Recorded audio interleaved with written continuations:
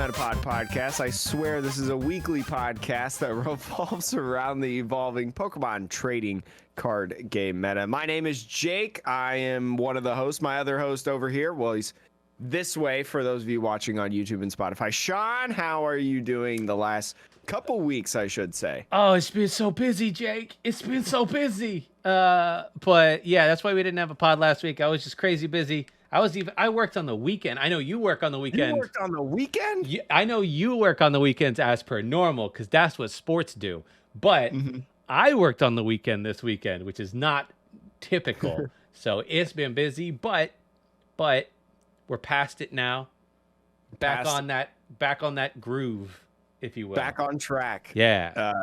If anybody wants to know the epitome of my busy week, so basketball season started last week, and so basketball season is busy because it's basketball, a lot of attention, a lot of games. On Saturday, I had a football game outside in the snow because it snowed here. I had the final senior day football game, and then that was at 1, and then 6 p.m. I had a men's basketball game, big time men's basketball game. All right, I get home at like 10, 11 because the basketball game didn't last 5 hours, but after that I had to write about one of my other teams and another one of my other teams that had competed during the day that I couldn't write about because I was running the games. And so I get home, I go to bed at like 11:30 ish, wake up at 7, drive to Atlanta. Oh my God. and so I go to Atlanta for a soccer game because it's the national tournament. And my team's playing. One of my teams is playing. And so they play, and then they conclude. And thank goodness my boss, he was like, you know what, Jake? Instead of coming back for the meeting on Monday morning, why don't you just stay in Atlanta for the night, right? So you don't have to drive 6 hours down and drive 6 hours back. But today I drove back from Atlanta. So that's like my last 48 hours. You know, I've been home for like an hour. It's like 7:30. And we're recording the pod Monday night, but I was... Dedication, Jake. That's dedication. Yeah, and guess what? I'm going to be in the office at 8 a.m. tomorrow morning. Like... All right. Well, Jake, that sounds like you are a 5-star co-host, but do we have a 5-star review? We do have a 5-star review. Before we get into the plethora of big news from, honestly, the last 2 weeks, some of the stuff released this past week, some of the stuff released the week prior that we missed, but... we always got you covered. And so does this 5-star review. They've got us covered from HVAC Guy 21. Oh, HVAC Guy. Got it. HVAC Guy. Yeah. HVAC? I think it's heating, ventilation, and cooling systems. HVAC. Yes. Yeah. I was going to say, I've seen it on like a truck. Yeah. Makes sense. Yeah. The title of this review is Amazing Podcast. I love this podcast. It's really helped me stay in the loop as a TCG collector and amateur player. Keep up the great work, guys. And you know what? You keep up the great work too, HVAC Guy. Hopefully you're doing a lot of HVAC things in the HVAC industry of HVACs. Nice. If you want to leave a review for yourself of our podcast, no matter if it's 1-star or 5-star, let us know how we're doing on the platform that you're watching, listening, any of that stuff. There's some sort of rating or review or comment that you can leave on pretty much every platform, I believe, that we're on. But Sean, we got to get to the news because lots of things came out. Silver Tempest has released. We will talk about a little bit of Silver Tempest, but... we'll talk more about it in the coming weeks. But did you open any Silver Tempest, Sean? I didn't, because I'm lame. And I didn't go to any pre-releases because I'm lame. I did. I worked. I will say, on what day was that? Friday? I didn't have any games or anything like that. So I have some cards that I'm slowly getting rid of that I don't really want anymore. I'm starting to thin out my collection of like... instead of like, oh, these cards were super competitive or whatever, you know, but I don't have any decks for them. I'm starting to phase those out into like just having standard stuff and also like, man, I really love this card. You know, like your full art collection. Yeah, stuff like that. And so I traded a lot of that stuff in, and I got a Silver Tempest booster box out of it, but basically for free. Wasn't really for free, technically, but it kind of pretty much. And I opened it up. It was a lot of fun. Silver Tempest is a really, really cool set. I didn't get any Lugias though. You didn't No get that Lugias. full art Lugia that apparently, what was it going for in I pre-sales? think it was like $330, like at the beginning of the week or something like that. Yeah, it's definitely down, I think. Oh, Right? I mean, Yeah. all the cards, before they Yeah. release, they have the sky high prices like during pre-releases, and then the booster boxes come out, and then they start going down a little bit more, and then the week after they start really going down more. So, I don't know what it is as of right now, but it's probably still It's still probably good. Yeah, it's good, and it's probably the most expensive or the second most expensive card in the set. I would say something that probably rivals it is Serena, because Serena is somewhat, full art Serena, because that's somewhat viable in competition. Kind of like I've seen a lot of people so far playing like one or two ofs with that card, and then also just waifu tax. Yeah. And I did not get a full art supporter. It's the first set in Sword and Shield, first main set that I did not pull a full art supporter in a booster box. Really hurts. Well, really hurts. Real quick, what was the highlight of your box? What one card? I would say the highlight of my box is I did get a Radiant Jirachi. Okay, right? That's great. Like, it's arguably my favorite Radiant card, and Jirachi is one of my favorite Pokemon. So I was absolutely astounded by that. And I also got the character rare Braixen and Serena, which is gorgeous. I think it was the character rare that I wanted the most out of that set. I also got the Gardevoir, and Diantha, I think her name is. She's is she a champion in X and Y, or is she one of the dream? I can't remember Pokemon lore. There's too much to know. But anyways, I got a lot of those, and my like ultra secret rares or whatever were Mawile V full art and Skunk Tank V alternate art. And I was like, you kidding me, dude? Oh no, Jay. I was like, I missed out on a full art supporter for this. But I also did get the character rare Duraludon VMAX with Raihan. So that was really, really cool. Yo, that card, my friend Trey. That card might be busted in the next format. We'll talk about it later. No? Anyways, we'll talk about the actual cool things in this. Something that is coming to the local league soon. So local leagues, if you do not know, a lot of areas, card shops, things like that, have these local play Pokemon leagues that you can go to every week.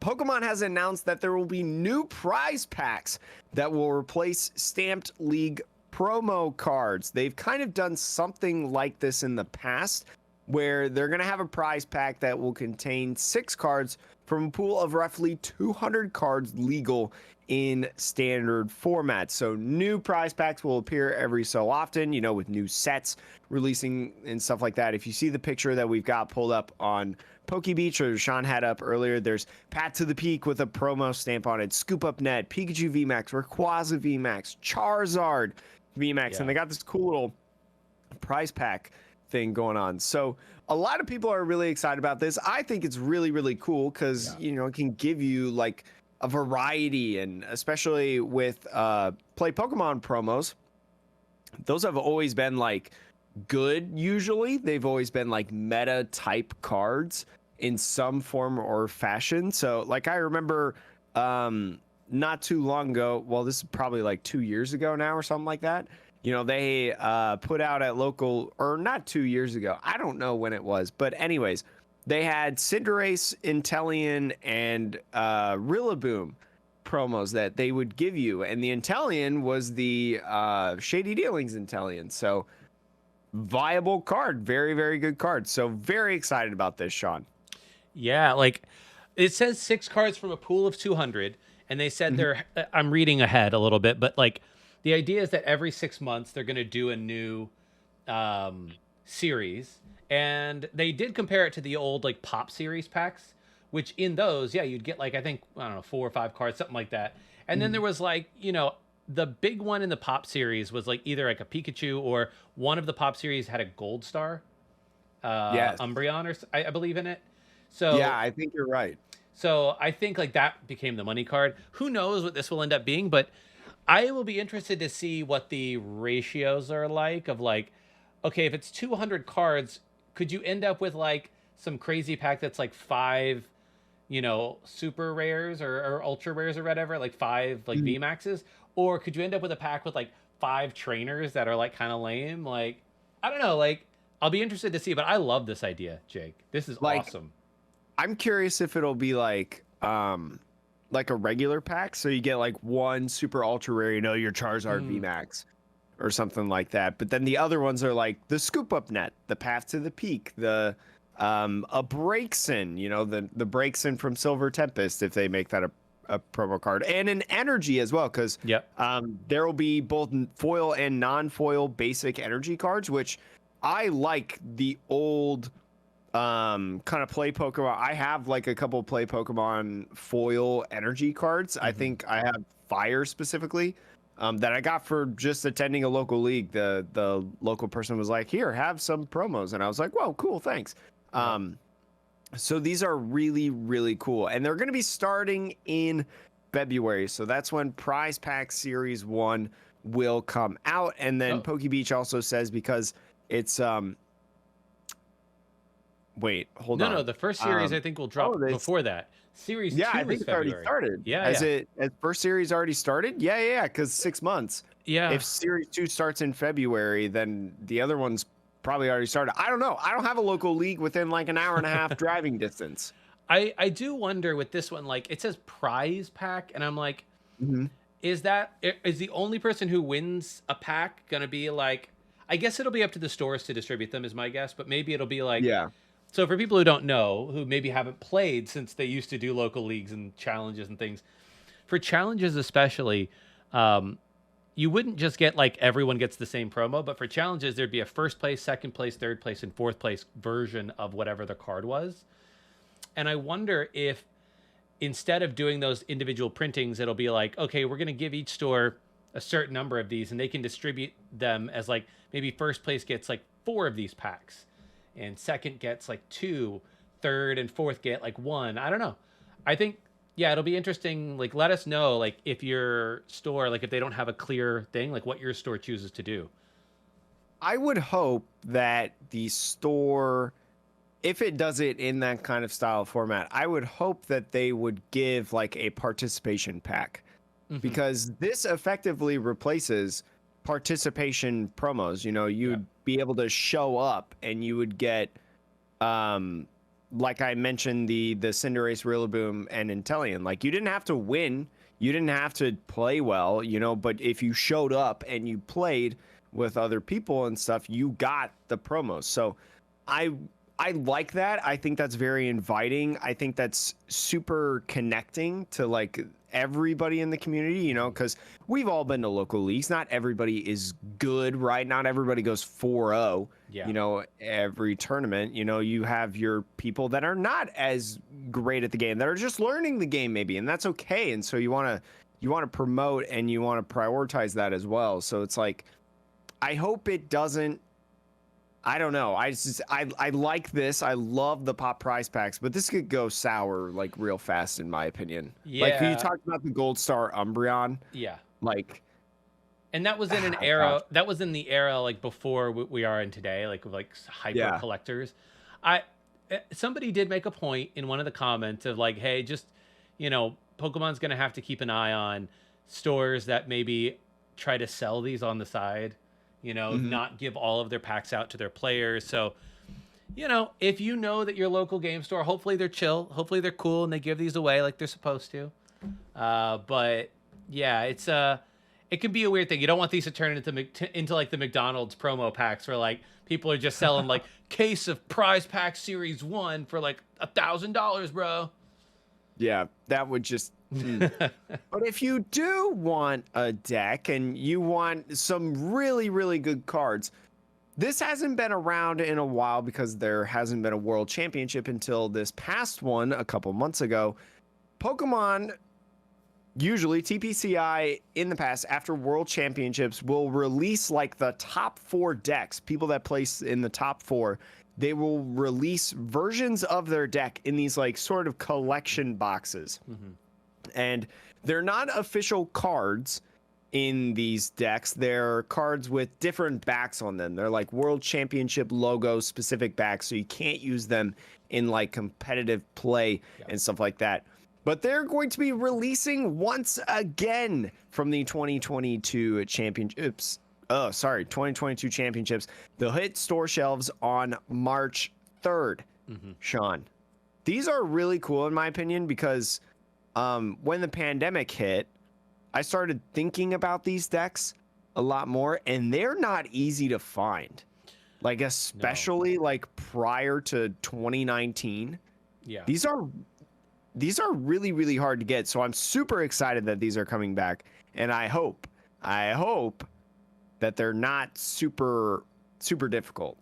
I think that I remember when they came out in 2019, and they were really pretty easy to find at first. They obviously, I don't think they print tons and tons of them because they don't do these forever. Yeah, it's a very niche product. But what I will say about this, yes, they don't have real card backs. I don't know for Gym Leader Challenge because it's not an official format. I don't know if that matters.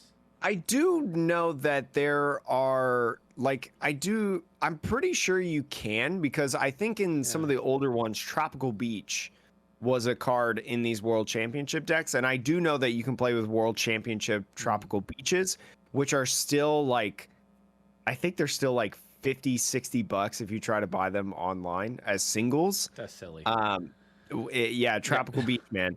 But these are really, really cool. They're 60 card pre-made decks, like we mentioned earlier. They come with a Worlds 2022 pin. So the logo that they had for Worlds London, you'll get a special pin, a deck box, booklet, and a code card. I assume that the deck box is not like a big hefty one. It's like the small, thin ones, like in the Juniper milk carton box, like that kind of small, which I personally hate, but you know, whatever.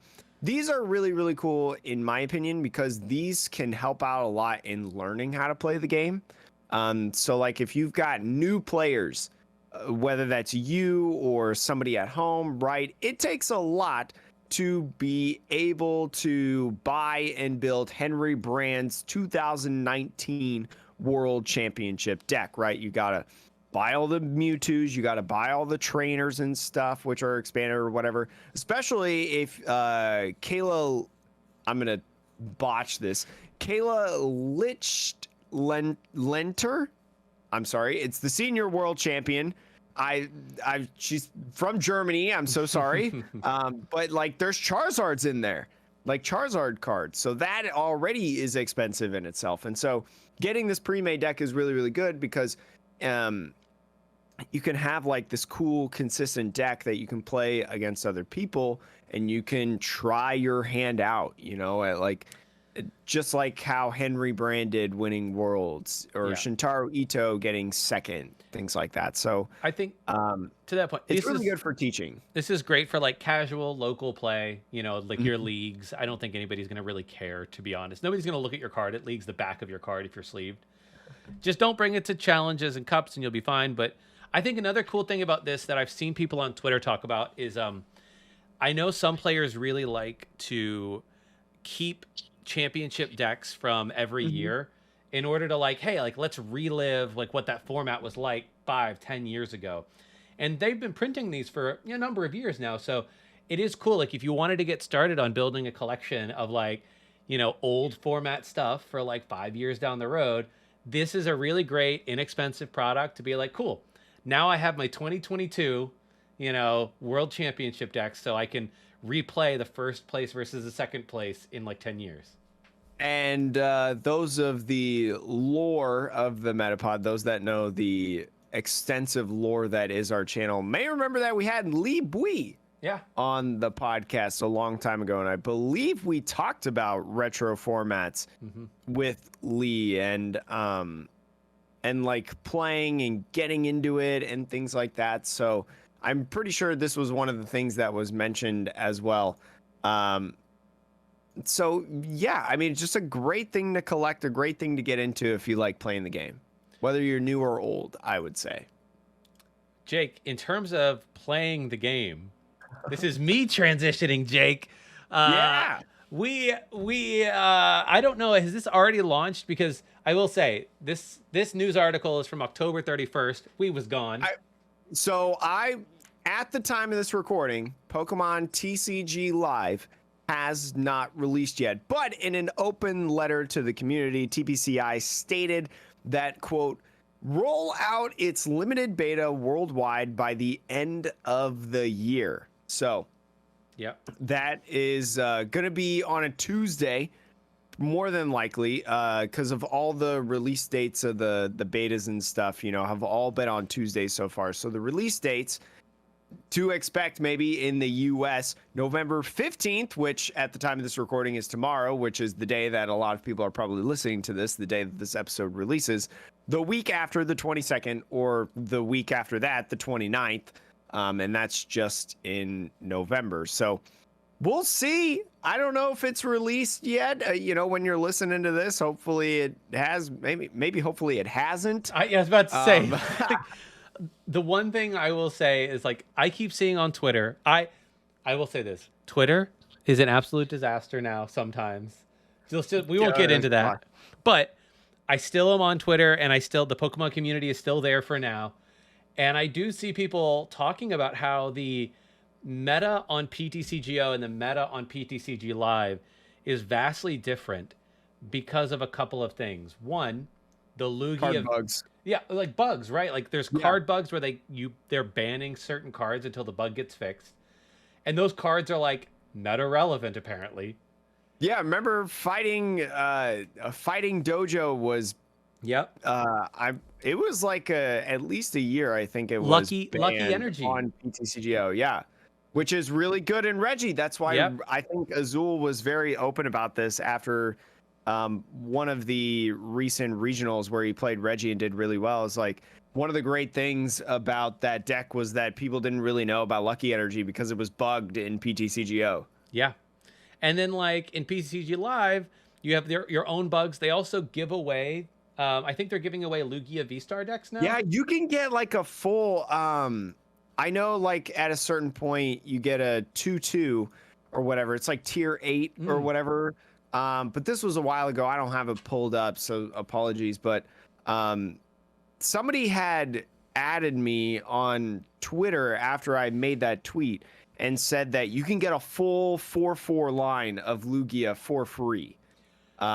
Just based on like rewards and stuff, which is insane. It's the poster child of the set. It's like the most meta deck to come out of the set. Yeah. And like, while that is both, it's amazing, right? In terms of accessibility, it also means that your meta is going to be full of Lugia V-Star, which, like, don't get me wrong, it's a good deck, but like percentage-wise, it's a terrible place to practice for these big tournaments.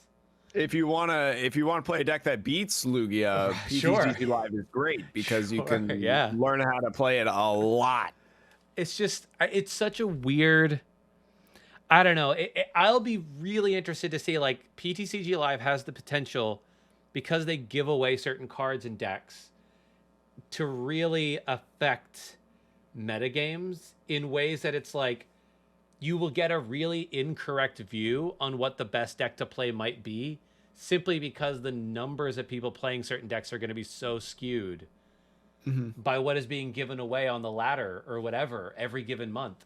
I don't know. That's like, I don't know. I don't think Pokemon can fix that, but I think it's kind of a strange side effect. There's a whole other conversation as well about how like the online meta influences the IRL meta, which in my opinion, I don't really think it does influence the IRL meta a lot. I think like, you know, it may help like a more casual player or someone who's never been to a regional before, right? And there's nothing wrong with this. It may help them decide of what they want to play or what they feel like is really, really cool. But like, I mean, you look at Azul GG, you look at Andrew Mahone, right? I guarantee you they don't really look at like, when they're trying to figure out what the best play for regionals is, Toronto regionals coming up, any of those, like, they're not looking at what did well in, you know, the Pizza Maria underground shenanigan number 128, right? That had 50 some players. right? They're testing, they're constantly playing against different archetypes that they may see online. Like they see that a lot of people are playing what is it, like Lost Box or whatever, and they may test a lot against that in IRL stuff, but they're not going to look at the results and be like, oh, this is the #1 most popular deck, so it's probably going to be that way in IRL. So it's very interesting. Yeah, I don't know. I mean, yeah, that's a whole. I guess it's a whole separate conversation, but yeah, that's a whole, like I said, and I kind of took it a little long, but no, I yeah, like that's it. That's a whole other podcast episode that we could make and have someone on for, because probably somebody else could explain it a lot better than I, or you're almost certainly right. Yeah, but that's okay, because we can talk about, Sean, and be experts on the sets and when they're coming out and the products and things like that, because Crown Zenith has been officially revealed by the Pokemon Company. Literally, what day was this? November 3rd. So before even Silver Tempest was revealed, released. Released. They revealed the set, coming in January, which in my opinion is really weird, but we've known about this set for a while because it was reported back in July, and then the details came in October and stuff like that. But we've got some details of the set. It is the special set that is coming in the Pokemon trading card game, releasing on January 20th.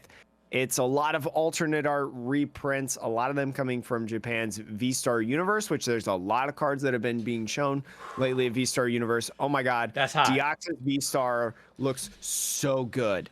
That alternate art. Go check it out if you haven't. But Sean, what is Crown Zenith going to have for anyone who doesn't know already? I mean, Crown Zenith, it's going to be 160 cards. It is a specialty set. So think back to Shining Fates, Champion's Path, Hidden Fates. Like, that is the kind of set we are talking about. And to Jake's point, it is a set that is all around alternate arts, not shinies though. This one I don't believe is about shinies, although the Radiant cards, like Radiant Charizard, is technically a shiny Charizard version of Radiant Charizard. Yes, because Radiant Charizard has to have a second Radiant Charizard, and there's no other Pokemon. I mean, 890 some Pokemon at this point. No. Give Charizard another one, because that's what's going to make the money. But yeah, it's got 160 cards, so it's a smaller set, but not tiny.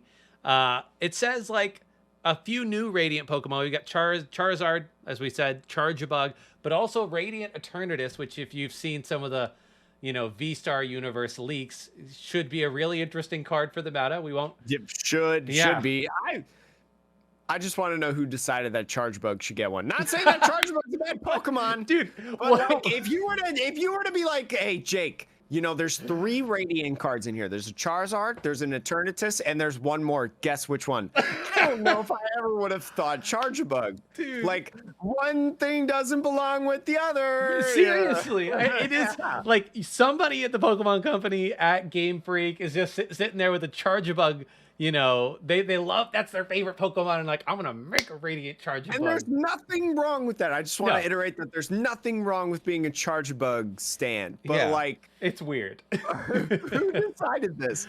Anyways, what else is in the set? There's gonna be 5 Pokemon VMAX, 8 V-Star, including Zacian and Zamazenta V-Star, and 17 Pokemon V, but 70 cards with special artwork in the Galarian Gallery, so kind of like your trainer gallery. It's pretty much the same. Yeah, and those special artworks will be artworks of not just like regular single prizer type cards, but also artworks of V-Stars like Mewtwo, Darkrai, Hisuian Zoroark. Like, this set is going to be, I think, so much fun to open if you can find it at a reasonable price, which, fingers crossed.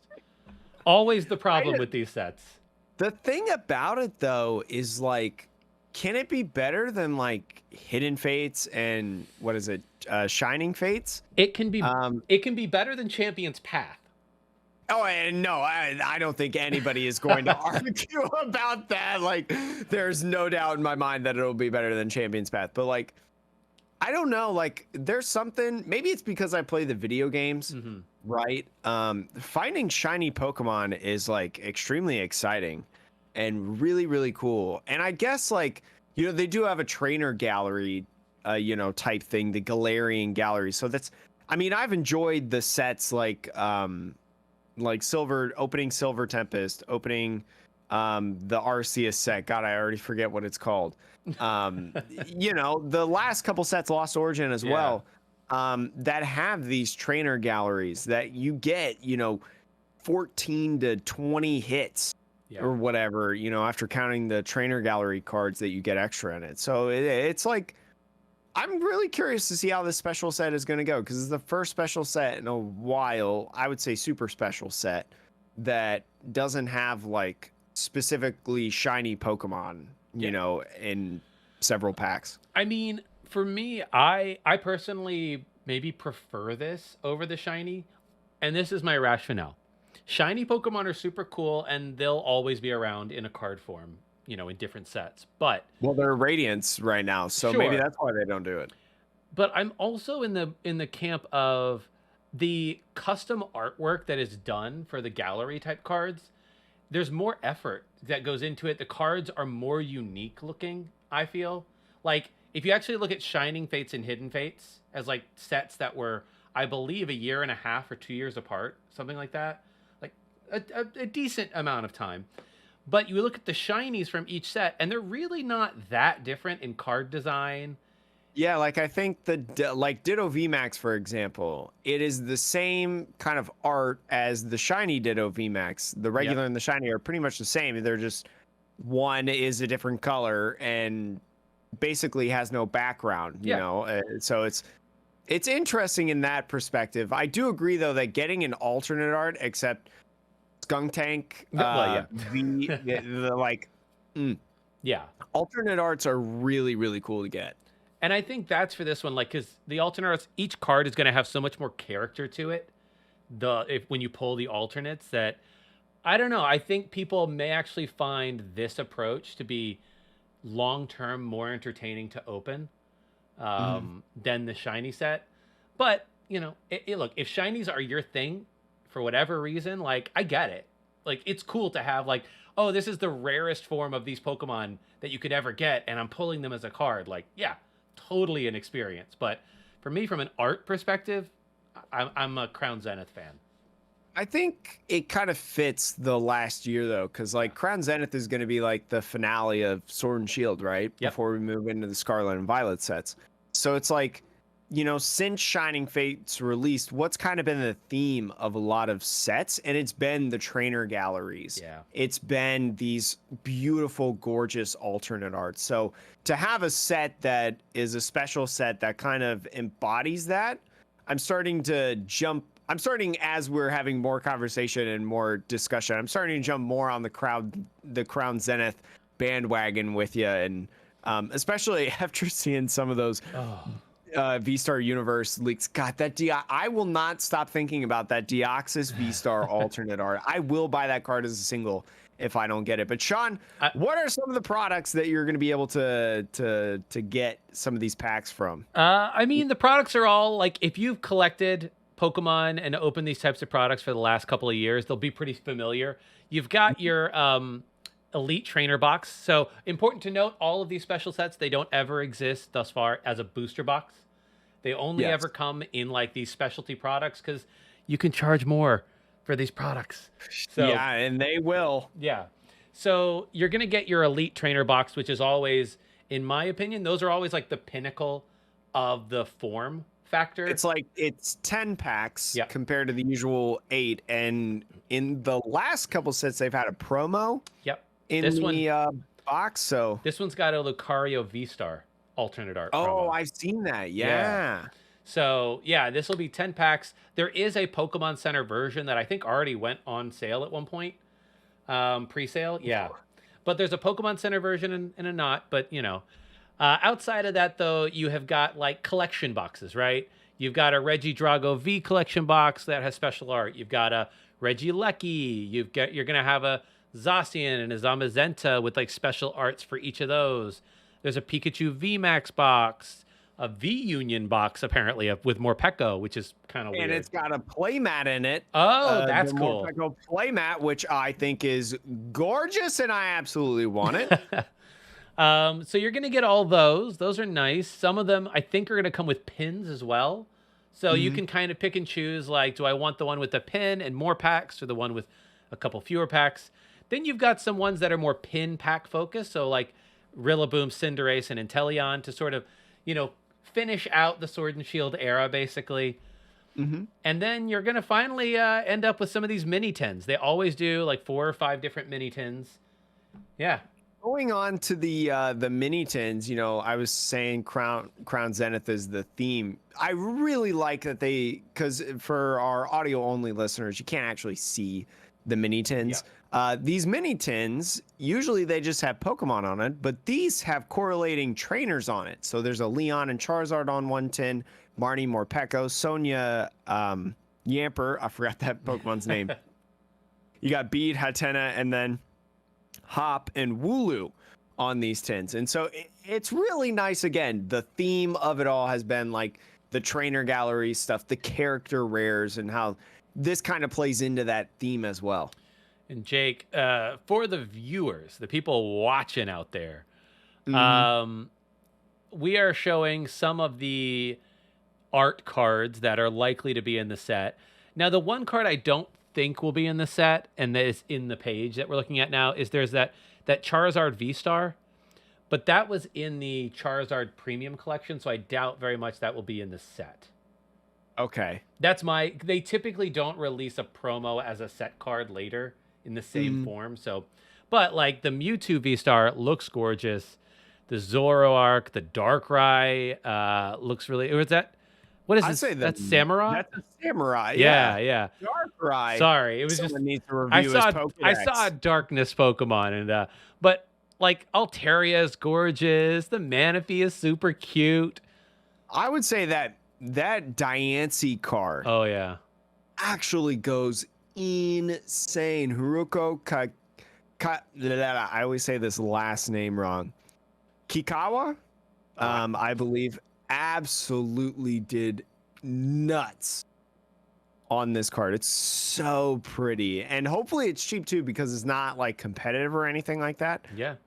Gosh, it's so good.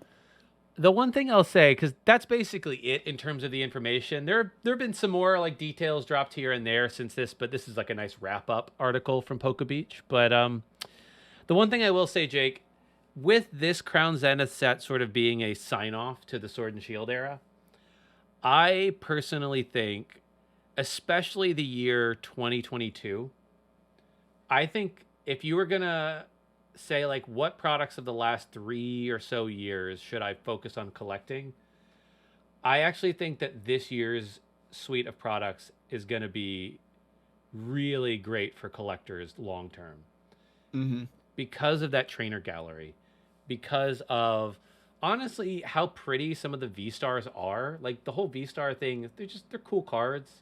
Yeah, they're all really pretty, really. You have like these gorgeous alternate arts, and the fact that the special set is Crown Zenith. And on top of that, Jake, you also, don't forget, had celebrations this year, right? Yeah. So 2022, like, I think it's going to be hard. It's going to be a few years, is my guess, before they top this in terms of the range of products that came out in the year. So I would agree with that. This is my little retrospective of the last year of Sword and Shield. I think they really nailed it. So props to the Pokemon Company. For anybody out there that might be listening, props to them. We'll see if if Scarlet and Violet will follow up. Which, by the way, the video games for Scarlet and Violet released this week. Sean, are you gonna go pick yours up? Maybe, I don't know. You don't really play the video games. I mean, I played Sword and Shield. I didn't finish it, but I did play and beat the first and get into the second DLC. I own Arceus and have not played it. It's a lot of fun, but it's a lot different as well. Yeah. So, but we won't get too much into that. I'm excited for it. I won't stream it. I might try to put like YouTube videos out about it on like the secondary channel or whatever that I have, because The main channel is now just anime and books, and I'd like to just keep it that way. But anyways, Sean, there was a regional last weekend, and it was the final regional of the Sword and Shield Lost Origin format over in Warsaw. There were 722 masters in the event. Sean, what was the winner? The winner was Lost Zone Toolbox Pedro Torres taking it home. Our good friend Sinichi over Pedro Torres, fantastic player. I believe the 4th regional championship he's won now, and doing it with the Lost Zone box. We've talked about this deck before. This deck is just good, Sean. Yep. What's some big things about this deck that maybe you want to mention? I mean, 2 mana fee clearly was concerned about bench damage here. Outside of that, is that a Drapion V? I think respecting the Mewtwo, the Mew V Max matchup. Especially coming out of I think the last regionals, did Mew V Max win or did really well? It was a recent one. Yeah. So like very recent. Just straight up respecting Mew V Max, and I think that going into the next format, I probably is going to keep being more of the same. Mew V Max just seems to be the deck that like it's just a good deck. It's really straightforward. Any format is going to have to figure out how to deal with it. Now, a single Drapion V might be all you need, but you still got to respect it. It's really cool as well because you have 3 switch carts in here. Not only do you have 3 switch carts, but you also have 4 cross switchers in here, 4 escape ropes, 4 scoop up nets. That's a lot of times that you can comfy. That's a lot of times that you can just move around to whatever Pokemon you want. Really, really sweet, in my opinion, in this list. And I feel like Lost Zone Box is kind of interesting to play the way that you have Sableye and stuff. Yeah. But it's got 4 battle VIP passes in it. I will say opting for Radiant Charizard in the Lost Box over Radiant Greninja.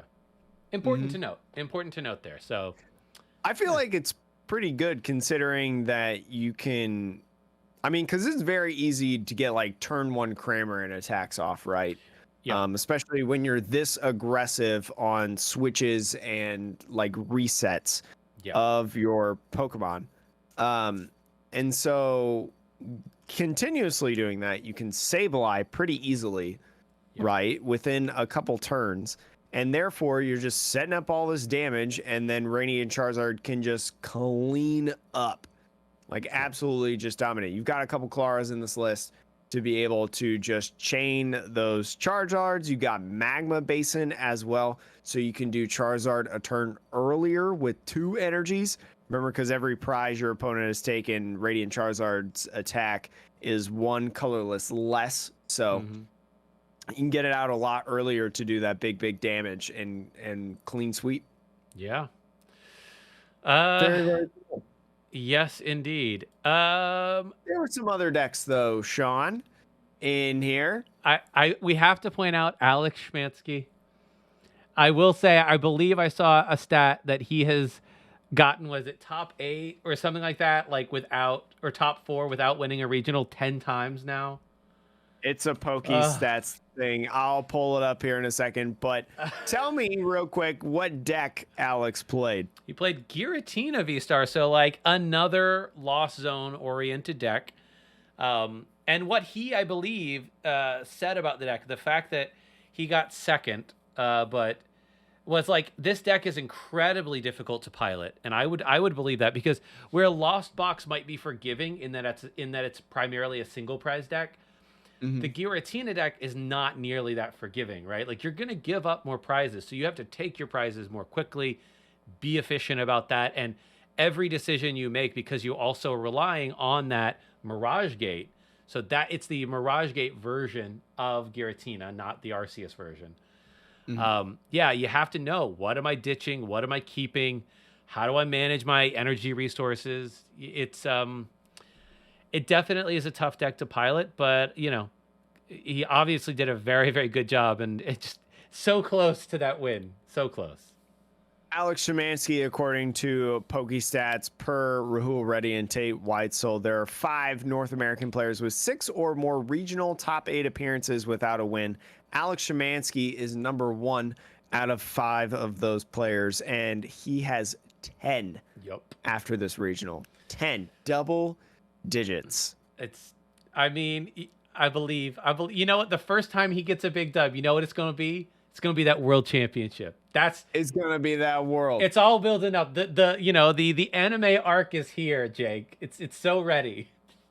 I will say though, with this list, I think Giratina lists are super cool, especially I haven't really played too much, but watching Giratina lists are very, very fun in the way that they, do the Comfey, they do the sequencing, and starting out, playing the Cramorant, building into the Tina, things like that, getting the Mirage Gates out. There's a Thornton in this list as well. So you could drop in that Drapion. Yeah. Or switch out a like Cramorant or Comfey or Snorlax or whatever. You also have the 4 battle VIP passes, blah, blah, blah, blah, blah. You got a one of Collapsed Stadium in this list. So yeah, really limiting your opponent's bench, at least for one specific turn, whatever that may be. Yeah, no, look, this is a cool list, and I don't know how the list holds up after the next set comes out. I haven't really dug into it that deep, but I don't see any reason why the deck wouldn't still be relevant and viable. So I don't think much changes with it. I think the only thing that changes in Giratina V-Star in terms of preparing for Silver Tempest format is you play Temple of Sinnoh. Okay. I think really in this list because Ruby is going to be so popular. Reggies are still popular. So there's multiple decks in the format that are going to be playing these special energies that play things like double turbos, stuff like that, or provide specific colored things for your Pokemon, not just like a capture energy type deal where it's colorless. So I think Temple of Sinnoh is your stadium that you need to play essentially in order to win matchups. And I'm wondering if maybe Serena over Boss's Order for a list that likes to play Comfey as well. That's actually probably good in there too. Yeah. So, well, anyways, Jake, is there any other deck that you wanted to touch on as we exit the Lost Origin format? There's one that I thought was super cool from Alexander Rutowicz. Probably mispronounced that, but placed top 8 at Warsaw with Vikavolt V and Palkia V-Star. Okay. A combination that I would have never guessed. There was Muse in here too. Maybe not the Muse that you're used to hearing about Mew VMAX, but Mew from Celebrations. Arguably the best card in the Celebrations set. The little engine that could, playing Mew and Trekking Shoes in there, along with Battle VIP passes. So just a lot of what we call turbo in there. But yeah, just really, really cool in my opinion, because you're playing you're playing the same amount of lightnings as you are water energies, which is really, really neat. But you're playing a 2/2 line of Palkia V-Star. You've got 2 Vikavolts and you got 4 Mews in there. Your Radiant of choice is Radiant Greninja, because drawing cards, trying to go really, really fast. You have Lost Vacuum in here, so we're seeing a lot more decks, starting to play these Lost Vacuums, because like Field Blower, it's just really good sometimes. In that sense, there's also a little Zapdos in here. Sean, do you remember what that Zapdos does? I'm reading the card now. Does it pump your basic lightning Pokemon's attack by 10? Yes, it's in the trio of Zapdos, Articuno, and Moltres, where they, like you said, pump the damage output of your basic insert type that is the same as Zapdos, Moltres, or Articuno by 10. And so that's very interesting in the fact now Vikavolt's Paralyzing Bolt, which if you do not remember, Paralyzing Bolt prevents your opponent from playing trainer cards their next turn, which can be really good in a format with, you know, a lot of Tinas and a lot of Comfeys that are using Scoop Up Nets, switching cards, things like that. I was thinking about that. I'm just like, really any deck. Is Comfey, what's the HP of Comfey? Is it 60 or 70? It is. I think it is 60, which with the Zapdos, knocks it out. Let me just double check. Comfey has 70. But I mean, you have a Galarian Zigzagoons. You do, so that's probably where you go at that point, if I had to take a guess. Yeah, I mean, that is I had not thought about that, but yeah, especially considering the top 2 decks were sort of lost box based.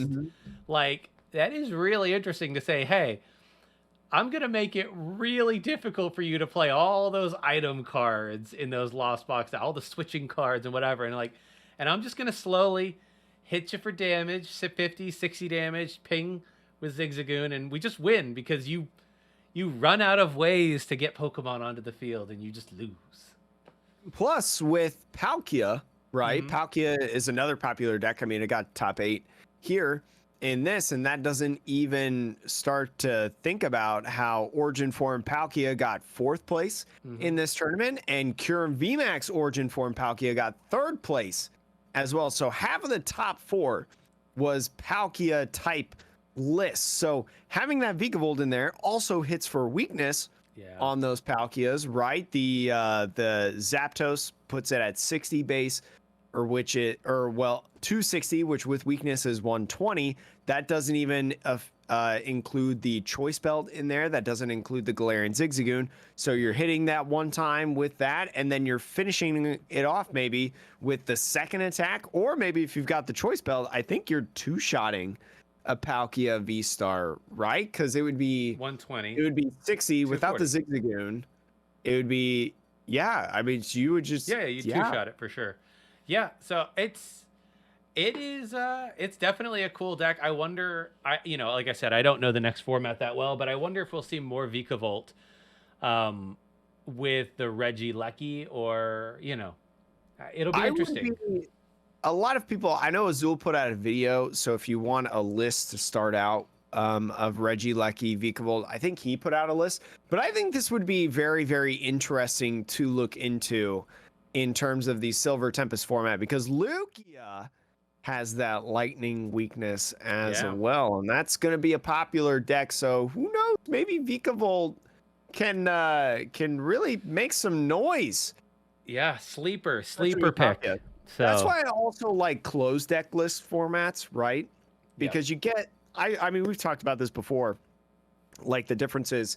Like I can't remember when this was exactly in our lore, but we've talked extensively about like the difference between online formats and IRL formats, and especially with tournaments as well. Is with IRL tournaments, you get big surprises like this. Yeah. Like, who would have guessed that these two would fit well together besides this person that played it? Yeah. And when you sit across from an opponent, if you have a closed deck list, you can't guess. Like, you see a Palkia. Oh, cool. I know what I'm playing. I'm playing Palkia. Wait. Vikavolt? Excuse me? Yeah. Surprise. Especially if you're facing like another Palkia deck, you can really just like, and plus like Vikavolt, how much has it been played in the last year? Right? How many people know how to prevent or how to play against item lock? Yeah. It's not a very popular way to play. I think people have dabbled with it, especially players who've been playing a long time, because it is popular in older formats or in expanded. But yeah, if all you've ever played is standard, item lock has not really been a thing for very long. So yeah. It's just, man, I just love seeing decks like this just pop out of nowhere and just be really, really cool, in my opinion. Well, Jake. Sean, I got to ask you, though, with Silver Tempest. Do you have any, I know you said you haven't really dug too deep because you are a hardworking man in the United States of America that probably works too much, arguably. I mean, you worked on the weekend. All Americans work too much, right? Yeah. Except for those. Anyways, Sean, what is do you have any like first thoughts of Silver Tempest? I am interested to watch I think the first regional is going to be LAIC, for Silver Tempest format. I don't know that for sure, but you're that, probably right, to be honest. So I'm really excited to see the first big regional. I think, especially because there won't have been any tournaments before that. You know, there will be online, there will be a little bit of league play, but like those top tier players, like you said, they're going to be testing within their testing groups, not necessarily playing online. And I think we're going to see a lot of Lugia, a lot of things that we expect, but there's going to be a few players that bring something unexpected. And I think that's what's always the most exciting about a new format is what's those like 2 or 3 decks that people are like, who knows, man? Like, I think especially because we don't have rotation this year until January. It's like you have the card pool is a little bit bigger than I think we're used to. It's never been this big. Right. At least for a long time. So like, I just think there's a lot of cards that the average player has forgotten about, doesn't consider relevant. And like, you know, it'll be really fun. I think it'll be really fun to watch those top matches. The Latin American regionals are November 25th through 27th in Sao Paulo, Brazil. So if you want to tune into that is going to be at that time. That is not this weekend, but next weekend. Yep. It will be going on at the time of this recording. And then the week after that, Stuttgart regionals? I don't know where that is. I assume it's like European. Yeah. Stuttgart, probably. Right? Yeah, it's probably in Germany or Austria or something. And then Toronto will be happening at that same time. So a lot of big things coming up. A lot of December regionals and stuff. Because you got Arlington 2 weeks after. And then sometime in December is the Kyoto Champions League. Oh, yeah. Which will have... Well, that'll have V-Star Universe in it. Probably. Or so whatever cards that are new, I guess. Yeah. And then will that have... No, that won't have like Scarlet Violet stuff. I don't think so. Right? Or will that release? That might release in December, but I don't even know. But when we do know, we'll give you the lowdown and we'll give you a lot of stuff as we usually do on the Metapod podcast. Again, sorry for missing last week. Real life stuff, gotta pay the bills somehow. But have a great rest of the day. We'll see you next episode.